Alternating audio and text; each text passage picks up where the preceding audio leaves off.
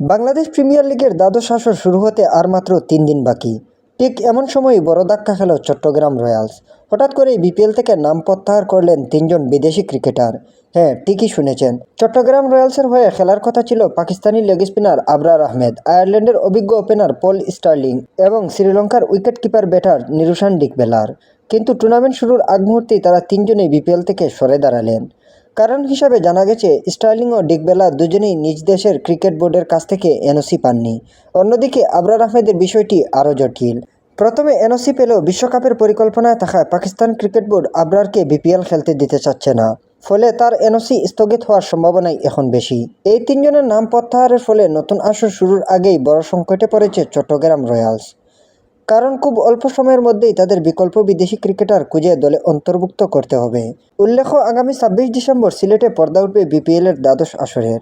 প্রথম দিনেই হবে 2টি ম্যাচ। দিনের দ্বিতীয় ম্যাচেই চট্টগ্রাম রয়্যালস মাঠে নামবে নোয়াখালী এক্সপ্রেসের বিপক্ষে সন্ধ্যা 7টায়। এখন দেখার বিষয়, শেষ মুহূর্তে চট্টগ্রাম রয়্যালস কাদের দলে নেয় এবং এই বড় ধাক্কা সামলে তারা কতটুকু ঘুরে দাঁড়াতে পারে। আপনার মতে এই 3 বিদেশি ক্রিকেটারের অনুপস্থিতি চট্টগ্রাম রয়্যালসের পারফরমেন্সে কতটা প্রভাব ফেলবে? কমেন্ট বক্সে আপনাদের গুরুত্বপূর্ণ মতামত জানাতে পারেন। খেলার সকল প্রকার আপডেট পেতে অবশ্যই সাবস্ক্রাইব করে পাশে থাকবেন।